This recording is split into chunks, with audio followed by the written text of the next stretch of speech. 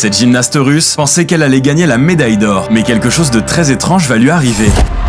Svetlana Korkina chute et dégringole au classement du concours général des JO de Sydney. Sauf qu'étonnamment, toutes ses concurrentes vont connaître le même sort. Certaines vont se blesser légèrement à l'atterrissage, d'autres vont carrément manquer la table de saut avant de s'écraser lourdement sur le sol. Il faudra attendre le passage de 18 gymnastes pour que les officiels réalisent qu'il y a un petit problème, alertés par la coach australienne qui va leur demander de faire des vérifications. La table de saut a été réglée à une hauteur de 120 cm, exactement la même que lors des précédents JO 4 ans plus tôt. Sauf qu'en réalité, ça fait 2 ans que les règles ont changé. La hauteur du cheval de saut est désormais à 125 cm, soit 5 de plus qu'auparavant. Toutes les gymnastes s'y sont donc depuis adaptées. Mais pourtant, dans ces Jeux de Sydney, les officiels ont réglé la table de saut en suivant le protocole de l'ancien manuel et donc à une hauteur de 120 cm. Après l'élévation du cheval de saut, les athlètes ont été autorisés à sauter à nouveau. Mais certaines étaient soit blessées, soit trop perturbées, comme Korkina, la grande favorite, qui va complètement sortir de sa zone et rater la suite de son concours. C'est la Roumaine Raducan qui remportera la médaille d'or avant d'être disqualifiée quelques jours plus tard pour dopage.